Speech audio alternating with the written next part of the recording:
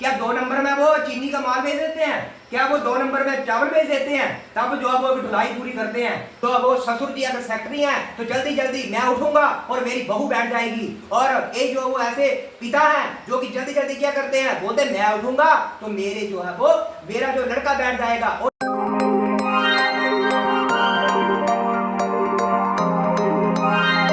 नमस्कार, अंतरिम भारत मीडिया में आपका स्वागत है। मैं हेमंत राणा आज आपको ऐसे मुद्दे पर लेके आया हूं जो कि आम जन से जुड़ा है। जी हां, पीडीएस का मामला, पब्लिक डिस्ट्रीब्यूशन सप्लाई, जो कि आम जन के लिए, आम जनता के लिए है, आपके लिए है, मेरे लिए है, सबके लिए।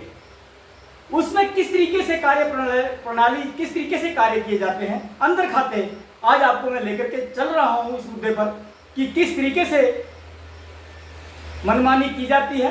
ऐसा ही मसला हमारे बीच में आया है द कटोर टिक्कर CAS कटोर टिक्कर का, जिसके कि सेल्समैन हमारे बीच में नवीन शर्मा जी हैं। उनसे पूरी जानकारी लेंगे। तथ्यों के सहित वो आज आए हैं और उन्होंने इस मामले को उजागर करने का एक जो है अंतरिम भारत मीडिया से उन्होंने कहा है कि इस मामले को उजागर किया जाए। हालांकि इस मैटर पर हमने जो प्रधान है द कटोर CAS के कोऑपरेटिव सोसाइटी कटोर के रमेश चंद जी, उनसे भी बात की है। उन्होंने अपनी बात को रखा है और उनकी बातों को भी हम आपको बताएंगे, लेके चलेंगे। लेकिन तब तक हमारे बीच में है नवीन शर्मा जी। तो नमस्कार नवीन जी। नमस्कार सर। सबसे पहले मैं अंतरिम मीडिया बात का जो है वो धन्यवाद करता हूं, जिन्होंने जो वो मेरी बात को जो वो एक संज्ञान में लेने की कोशिश की। और मैं बहुत से मीडिया केंद्रों में गया तो उन्होंने जो मेरी बात को जो वो दबा के रखा, उसको जो उजागर नहीं किया।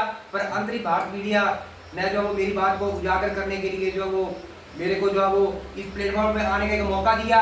मैं दोबारा से एक बार फिर से उनका जो धन्यवाद करता हूँ। और आगे की जो बात है, जो कि DCS कटोर, मैं एक सेलमैन होने के नाते मेरा कार्यकाल अभी तक 1 वर्ष से ऊपर ही हुआ है। और जो मैंने देखा है वहां पर और जो होता है और जो प्रबंधक और सचिव जो है वो जिस कार्य प्रणाली को अपनाते हैं, क्या वह एज पर रूल होती है? क्या वह दी कटोर सहकारी सभा अधिनियम को जो पूरा करती है या नहीं? तो इस बारे में जो मैं चर्चा करूंगा और आज दिन तक युवा पीढ़ी के साथ क्या क्या होता चला रहा है उसके बारे में भी मैं आपको इसमें जो उजागर करूंगा कि क्या होता है, नियुक्तियां होती हैं तो क्या होता है। और अगर पब्लिक डिस्ट्रीब्यूशन की सप्लाई DCS कटोर में आती है तो ट्रक जो वो कहां पर जो वो रुकता है और उस लेबर के द्वारा कहां पर जो सामान को उतारा जाता है और बाद में जो क्या क्या उसके द्वारा किया जाता है। और एक फर्टिलाइजर खाद का मामला भी जो हमारे सामने है यहाँ पर। तो फर्टिलाइजर खाद में जो प्रबंधक समिति के द्वारा MRP रेट से ज्यादा बेचने के लिए जो सेल्समैन को जो वो कैसे अवेयर किया जाता है और एक क्राइम की तरफ कैसे लिया जाता है कि आप जो वो क्राइम करने के लिए उसको अवसर किया जाता है कि आप जो MRP रेट से ज्यादा बेचो कि हमारी संस्था को घाटा बढ़ रहा है। तो क्या जब खाद पीछे से आती है या किसी संस्थान से आती है तो वह क्या उसमें जो प्रॉफिट इंक्लूड नहीं होता है? इस बात को जो वो आज दिन तक जो किसी ने उजागर नहीं किया, जो कि DCS कटोर में चल रहा है। और होता क्या है, जब प्रबंधक समिति के द्वारा कोई प्रस्ताव पास किया जाता है तो उसे सचिव के द्वारा अपनी मोहर से प्रमाणित किया जाता है। तो एक सचिव जो एडवाइजर होता है जो कि एज पर रूल भी जानता है CS कटोर के और हर सहकारी सभा अधिनियम की धाराओं को भी जानता है, पर फिर भी इन धाराओं को मद्देनजर ना रखते हुए वह जो वो प्रस्तावों को पास करता है। तो मैं एक एक करके जो कि लाइसेंस में लिखा है और जो भी पीडीएस प्रणाली के अंतर्गत आज दिन तक जो भी प्रस्ताव पास हुए और मेरे ऊपर एलिगेशन लगाए गए कि आप जो वो माल प्राप्ति की रसीद नहीं देते हो, तो कहां पर रसीद कहां पर मिलनी चाहिए? और कहा जाता है कि हमें खाद की ढुलाई पड़ रही है और जो राशन पर मंथली जो है वो जनता को आता है और जिसको जनता जो वो अपने यूज करती है, एक डोमेस्टिक प्रोडक्ट है, तो उसके बारे में नहीं सोचा जाता है। और 5,000 के वेतन में सेलमैन को बोला जाता है कि आप जो वो 1,500 रुपए की चाहे ढुलाई दो तो जेब से दो, उसका जो वो DCS कटोर के द्वारा कुछ भी वहन नहीं किया जाता है। तो अगर वहन नहीं किया जाता है तो क्या ये कार्य सेलमैन के घर का है? DCS कटो इस कार्य की जिम्मेवार है, क्योंकि माल जो है वो DCS कटो का है और लाइसेंस किसका है? डिपो का, CS कटो का। तो क्या CS कटो इसके लिए जिम्मेवार नहीं है? तो इसके बारे में भी और मेरे साथ प्रबंधक कमेटी के द्वारा जो जो आरोप लगाए गए और धर्मशाला तक जो इसकी पेशी पड़ी उसका वृतांत जो मैं पूरा यहाँ को दूंगा और जनता को इस बात के बारे में अवेयर भी करूंगा कि आगे आने वाली पीढ़ी जो युवा पीढ़ी है जो कि शिक्षा ग्रहण कर रही है वो जब भी इसमें आए तो अपने आप को जो वो अनक्वालिफाइड ना समझे, क्योंकि इसमें जो इसकी जो भर्ती की जाती है वो परिवारवाद की नीति बनाई जाती है जो कि CS कटो में कम से कम 100 वर्ष से ऊपर चली आ रही है। उस पीढ़ी को भी आप मौका रिपोर्ट के द्वारा देख सकते हैं और कहां पर सामान उतरता है और सेलमैन को क्या क्या परेशानियां जो झेलनी पड़ती हैं वहां पर और किस तरह से वो माल को ढुलाता है और क्या ट्रक के साथ आई लेबर सच बोलती है, क्या ट्रक के साथ आया ड्राइवर सच बोलता है, क्या फूड इंस्पेक्टर जिसने कि मेरे को एक लेटर जारी किया प्रबंधक समिति के माध्यम से कि माल जो है वो सार्वजनिक वितरण प्रणाली के अंतर्गत कटो सोसाइटी में आया और उस माल को उचित मूल्य की गोदाम में रख दिया, पर किस लेबर ने इसमें उसने ये बर्दाश्त नहीं दिया कि ट्रक के साथ आई लेबर ने रखा या प्राइवेट लेबर ने, किसने इस माल को रखा कि प्राइवेट लेबर। और प्राइवेट लेबर क्यों रखती है? क्योंकि हिमाचल में 90% सोसाइटियों में जो है वो ऑन रोड के ऊपर उचित मूल्य की दुकानें हैं और बिजनेस को बढ़ावा उचित मूल्य की दुकान तभी दे सकती है जब वो ऑन रोड के ऊपर आती है और ऑन रोड पर ना होने के बावजूद अब आज दिन तक जो भी कमेटी रही उसने जो है वो टेंडर में हेड लोड क्यों नहीं डलवाया? तो किस कारण से? क्या वो कहा जाता है कि जो पिछले सेलमैन हैं वो जो है वो कुछ बेच बट करते हैं और अपना जो पैसा पूरा कर लेते हैं? वो ऐसी कौन सी बेच बट है? क्या 2 नंबर में वो चीनी का माल बेच देते हैं? क्या वो 2 नंबर में चावल बेच देते हैं? तब जो है वो ढुलाई पूरी करते हैं। आज दिन तक CS कटो ने कोई भी ढुलाई जो है वो नहीं दी। 3 महीने से मेरी ढुलाई को पेंडिंग रखा और बिना सस्पेंड ऑर्डर के जो वो इन्होंने 1 महीने 8 दिन की सैलरी जो मेरी काटी हुई है। तो मैं एक एक करके उस प्रूफ को आपके सामने लाऊंगा जो कि इन्होंने मेरे को 1 साल के अंदर किया है। तो सबसे मैं बाद में आपसे पूछता हूँ, मैं अपने दर्शकों को बता देना चाहता हूँ नवीन शर्मा जी हालांकि काफी आक्रोश में है और मामला आक्रोश में क्यों है? क्योंकि मामला जो है इनकी रोजी रोटी से जुड़ा है।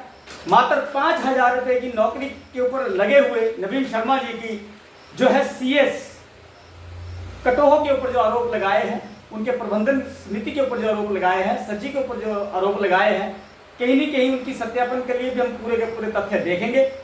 मैं बता देना चाहता हूं कि हिमाचल प्रदेश के जिला कांगड़ा के अंतर्गत आने वाली तहसील रक्कड़ के अंतर्गत आने वाली CS कटोह जिसमें कि PDS राशन दिया जाता है उसका ये मैटर है और कहीं ना कहीं आक्रोश से भरे सेल्समैन नवीन शर्मा जी हमारे बीच में बैठे हैं। सारे तथ्यों के साथ वो आज आए हैं और कई आरोप वो लगा रहे हैं। उन्होंने पहला आरोप जो लगाया है वो ये कहते हैं कि उन्हें थाने में बुलाया गया, मालूम पड़ा कि उनके खिलाफ कोई शिकायत की गई है और शिकायत के ऊपर जब हमने जानकारी ली तो मालूम पड़ा कि कहीं ना कहीं ये जो शिकायत की गई है ये उस खाद के रेट के ऊपर की गई है जिसका कि MRP 266 रुपये 50 पैसे है और एक प्रस्ताव पास करके जिसमें कि ये आप देख सकते हैं कि ये द कटोह कोऑपरेटिव एग्रीकल्चर सोसाइटी ने एक प्रस्ताव पास किया है सदस्यों की संख्या के साथ कि इसमें जो बोरी का रेट है वो MRP से 16 रुपये अधिक लिया जाए और 282 रुपये चार्ज किए जाए आम जनता से, ताकि जो उसकी ढुलाई का जो खर्च है वो आम जनता से लिया जाए। जबकि सेल्समैन नवीन शर्मा ने इस बोरी को 282 रुपये की ना बेचकर 266 रुपये 50 पैसे का ही बेचा, क्योंकि वो कहते हैं कि हमारे को कोई ऐसा रिटर्न आदेश सरकार की ओर से नहीं आया था कि उसकी MRP को मैं बढ़ा के लूँ। उन्हीं बातों को लेकर के मामला पुलिस तक पहुंचा और आज कहीं ना कहीं हमारे बीच में नवीन शर्मा जी आए हैं। तो नवीन जी, ये जो आपके आरोप हैं, आप बता रहे हैं कि कोऑपरेटिव सोसाइटी द्वारा 282 रुपये में बोरी को बेचने की बात की गई, कैसे देखते हैं, क्या बात है ये?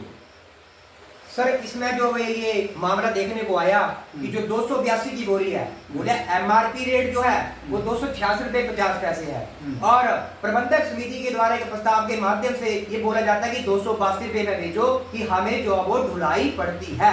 तो इससे साफ जाहिर होता है कि सड़क से जो है वो कोऑपरेटिव सोसाइटी की दूरी तो ज्यादा है, पर क्या एक खाद की ढुलाई पड़ती है? सार्वजनिक वितरण प्रणाली के अंतर्गत जो राशन आता है और 1 महीने का और पर मंथली जिसके द्वारा 1500 रुपया या 1200 रुपया या 1000 रुपए की मजदूरी देके जो है एक सेलमैन के द्वारा जो कि 5000 की नौकरी कर रहा है और अपनी जेब से देता है, उस माल को ढुला के जो वो अंदर रखता है, उसकी भरपाई के बारे में नहीं सोचा जाता कभी भी। तो सेलमैन के साथ एक अन्यायपूर्ण व्यवहार किया जाता है, अन्याय किया जाता है और जब इनकी जो वो एक खाद की बारी आती है तो ये अपना जो वो खर्चा इसमें ऐड करके शो करते हैं कि हमें खर्चा बढ़ रहा है। तो क्या ये जो जायज है एमआरपी रेट से ऊपर जो कि सरकार जो इसकी अनुमति देती है? बहुत गंभीर आरोप कहीं ना कहीं से नवीन शर्मा जी ने जो लगाए हैं और इसमें प्रस्ताव बकायदा पास किया हुआ है, जिसमें कि मैं आपको बता दूं कि रमेश चंद प्रधान, सभी मोहम्मद उप प्रधान है, शफी मोहम्मद और राकेश कुमार और कहीं ना कहीं तिलक राज और कमला देवी, कहीं ना कहीं 5 लोगों की ये सदस्यता में एक प्रस्ताव पास किया गया है, जिसमें कि कहा गया है कि एमआरपी 266.50 से ज्यादा 16 रुपये ज्यादा करके इस बोरी के रेट 282 जो है चार्ज किए जाए आमजन से, क्योंकि जो है माल की ढुलाई के ऊपर ज्यादा खर्चा आता है, जो कि कहीं ना कहीं हमें भी गलत लगता है, क्योंकि एमआरपी से ऊपर आज इस प्रदेश सरकार के बीच में कहा जाता है कि कोई भी चीज एमआरपी के ऊपर बेचना गैर कानूनी है, अपराध है, जो कि ये बात कहीं ना कहीं लिखित में है, जो कि हमें नवीन जी ने दिखाई है और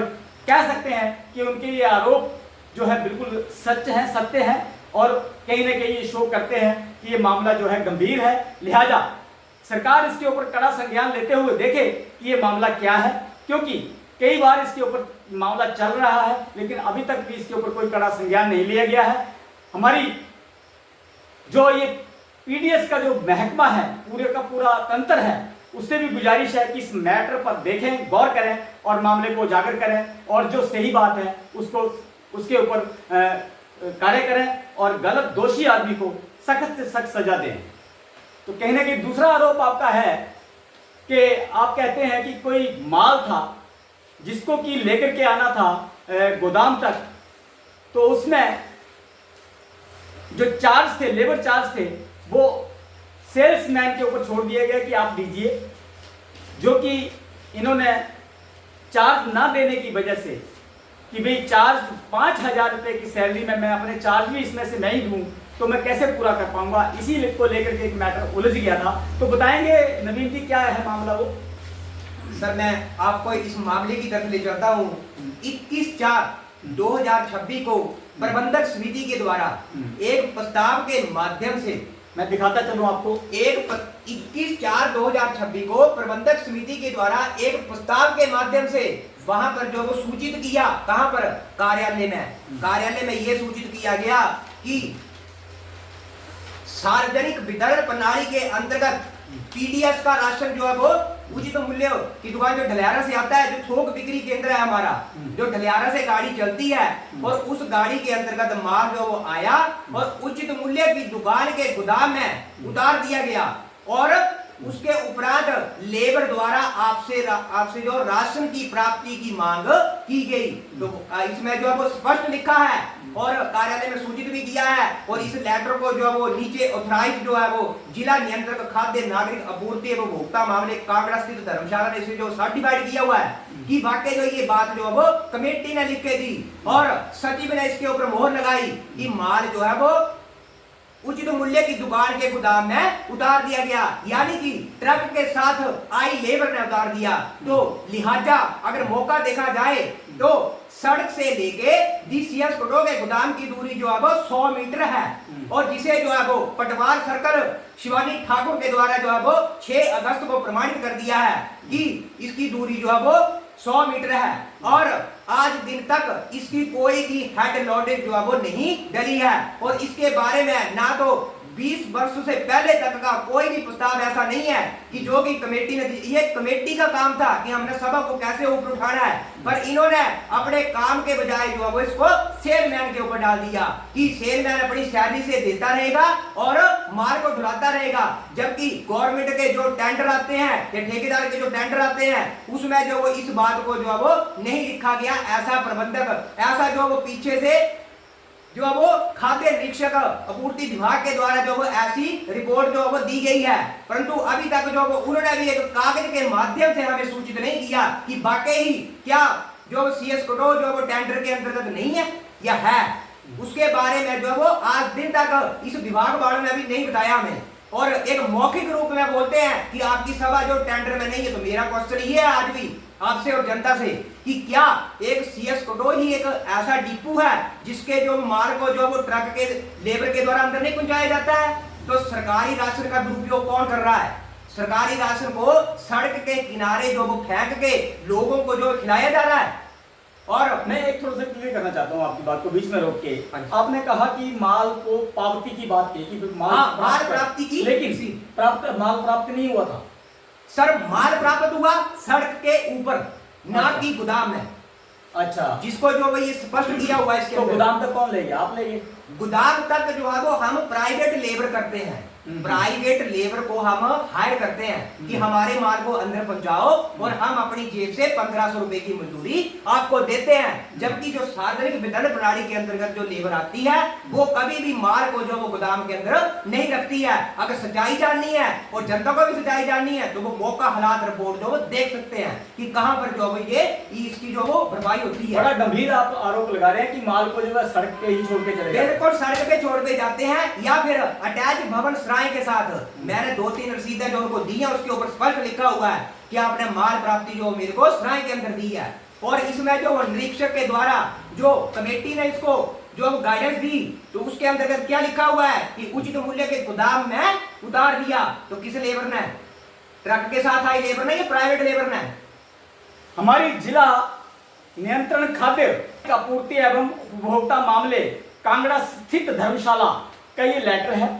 उससे भी गुजारिश है, अधिकारी महोदय से गुजारिश है कि वो इस मैटर को खुद देख करके आकर देखें कि इस मैटर में आखिर ऐसा क्या है कि मामला पैसे देने के बावजूद 1500 रुपये देने के बावजूद भी माल जो है वो गोदाम तक नहीं पहुंच रहा है, बल्कि बाहर ही छोड़ के जाते हैं और बाकी की जिम्मेवारी जो है वो सेल्समैन के ऊपर डाली जाती है, जो कहीं ना कहीं गलत है। क्योंकि बाहर से माल गायब भी हो सकता है, कम भी हो सकता है, और 5000 रुपए की सैलरी लेने वाले एक सेल्समैन के ऊपर इसका सारा दारोमदार आ जाता है। तो कहीं ना कहीं ये गलत तो है, क्योंकि प्रबंधन समिति का, प्रबंधन जो कमेटी है उनका भी एक उत्तरदायित्व बनता है कि वो इस मैटर को वो देखें और माल को अपना सुरक्षित तरीके से जो है माल को कलेक्ट करें और सेल्समैन के ऊपर भी जो है वो गोदाम के अंदर माल को रख करके उसका हिसाब लें, ना कि सड़क के ऊपर रख करके।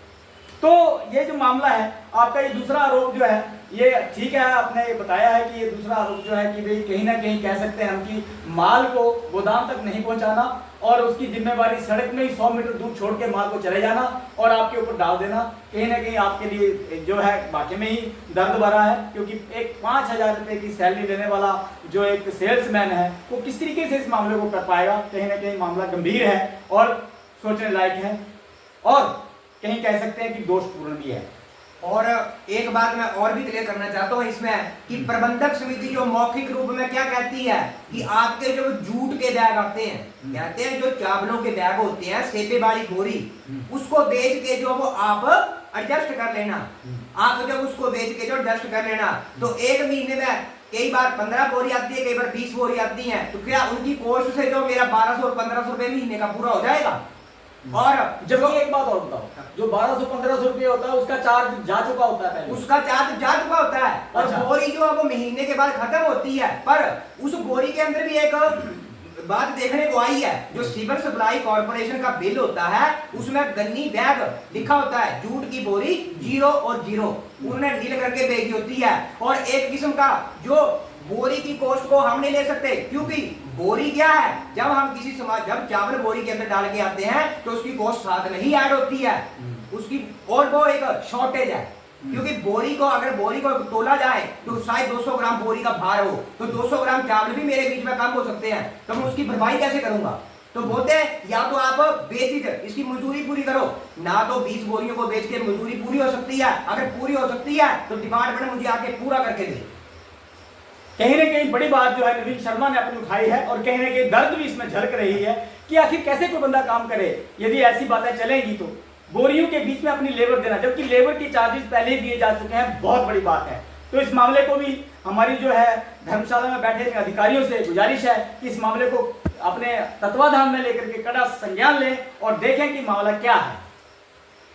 और एक आरोप लगा रहे हैं आप कि सर मैं एक जनता के प्रति जो है वो मैं आपका एक ध्यान अक्सर करना चाहता हूं कि मेरे को एक बाई लेटर के माध्यम से एक प्रस्ताव दिया 25/5/2026 लिखा होगा शायद इसके ऊपर, मैंने देखा है 25/5/2026। 25/5/2026 को एक प्रस्ताव पास किया गया, उसमें क्या लिखा गया कि नवीन जी आप जो है वो हमें खाद वाले कमरे की चाबी जो हमें प्रोवाइड कर दो कि खाद जो है वो सभा में कभी भी आ सकती है, और इसमें सचिव ने ये प्रमाणित करते हैं कि खाद की डिमांड भी दी गई है, परंतु आज दिन तक जो कि सभा के लोग हैं और मेंबर हैं उनको जो वो खाद नहीं मिली। तो इस प्रस्ताव को लिखने का पीछे का राज क्या है, ये सचिव और प्रबंधक समिति जो वो मेरे को लिख के दे और प्रमाणित करे इसको। बड़े गंभीर आरोप हम कह सकते हैं कि जो खाद आई ही नहीं और एक प्रस्ताव द्वारा पास किया गया है कि भाई वो आ सकती है, संभावना व्यक्त की गई है, बड़ी बात है, आ सकती है लेकिन आई नहीं, तो पब्लिक क्या सोचेगी कि वो खाद के लिए इंतजार करती रहे कि हमारी खाद आ सकती है या नहीं भी आ सकती है। तो ना तो वो कहीं और की खरीदने लायक रहेगी और ना ही वो वहां से खरीद पाए।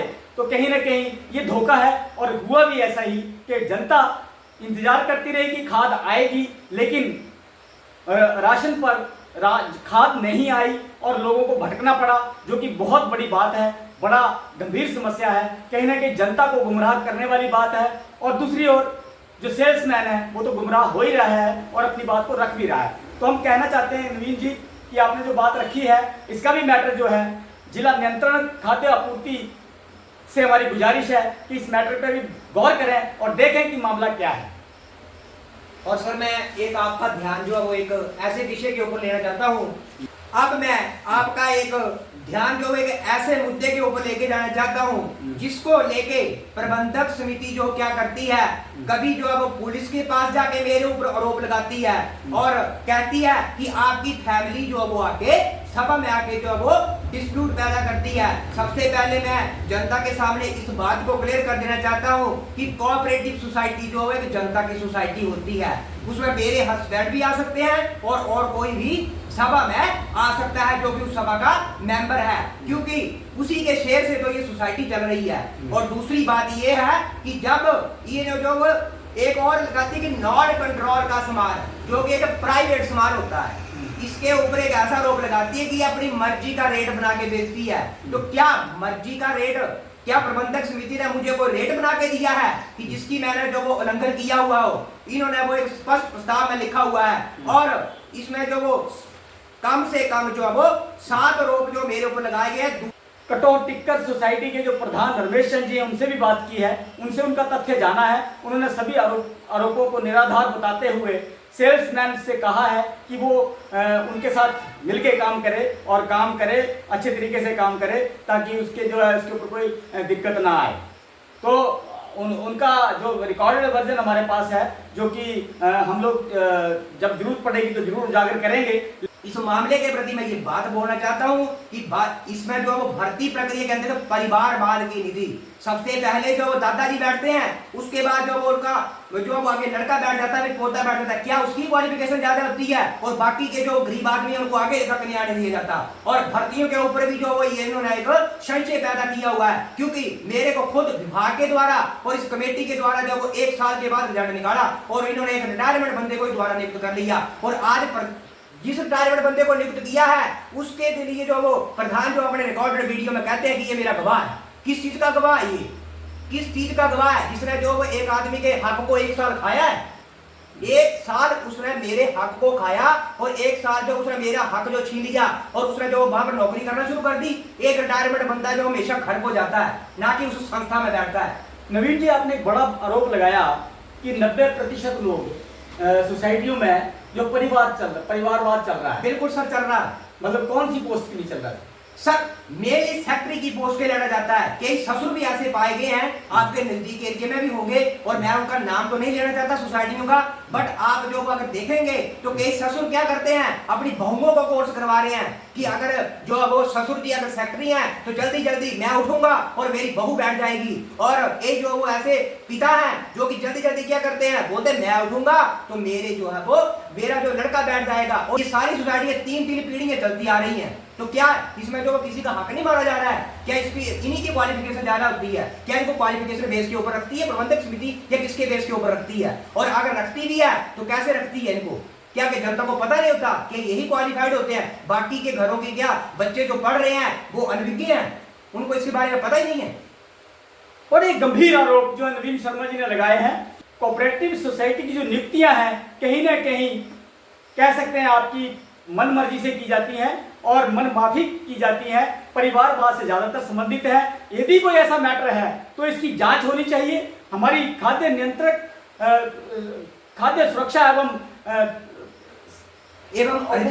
रजिस्टर्ड कोऑपरेटिव सोसाइटी विभाग देरा सभी से, इन विभागों से हमारी गुजारिश है कि इसके ऊपर कड़ा संज्ञान लेते हुए जांच की जाए, ताकि परिवारवाद को बढ़ावा न मिलते हुए योग्य लोगों को आगे आने का मौका मिले और वो लोग अपनी अच्छे तरीके से सर्विसेज दें, और ताकि ये जो सोसाइटीज में या कि इस तरीके की जो पीडीएस स्कीम्स हैं उनके ऊपर जो भी परिवारवाद चल रहा है, या कह सकते हैं किसी तरीके का यदि घपला हो रहा है, दोषपूर्ण नीतियां हैं, उनमें कमी नहीं बल्कि उनको खत्म किया जा सके और लोगों को न्याय मिल सके। माननीय सुखविंदर सिंह सुक्खू जी यदि इस मामले को देखें तो संज्ञान लें, कड़ा संज्ञान लें कि अधिकारी चुप क्यों बैठे हैं। आखिर कहां जाएगा एक सेल्समैन? यदि प्रबंधक कमेटी तो कुछ भी कर सकती है, वो तो कुछ भी रेजोल्यूशन पास कर सकती है।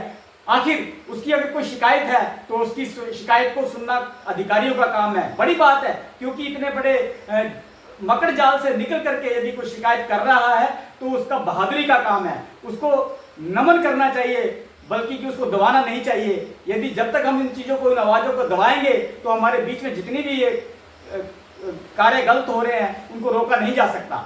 हमारी जनता से भी अपील है कि ये वीडियो कुछ लंबा हो सकता है, कोशिश करेंगे हम कि इसको हम एक ही पार्ट में लें। यदि ना भी हुआ तो 2 पार्ट में हम ये वीडियो आपको दिखाएंगे, क्योंकि मामला गंभीर है, हम सबसे जुड़ा हुआ मामला है, और किस तरीके से जो है हम लोग वंचित रह पा रहे हैं, किस तरीके से खाद्य हमारे को, जिस तरीके से इसी सोसाइटी में इस बार जो है खाद नहीं मिल पाई किसानों को, हमारे किसान परेशान हुए हैं, ये मैटर देखने वाले हैं। और कहीं ना कहीं जब तक हम मिलकर के आवाज़ नहीं उठाएंगे और ऐसे लोगों का साथ नहीं देंगे तो हमारे लिए न्याय मिलना बहुत मुश्किल है। हालांकि हमने जब डीएफएससी कांगड़ा पुरुषोत्तम सिंह जी से बात की तो उन्होंने इस मसले पर बताया है, जो कोऑपरेटिव सोसाइटी कटोह के सेल्समैन नवीन शर्मा हैं, वो जो भी शिकायतें हैं उन्हें लिखित में दें, वो जो है इस मामले को देखेंगे। तो धन्यवाद से अंतरिम भारत मीडिया के लिए मैं हेमंत राणा रक्कड़ से।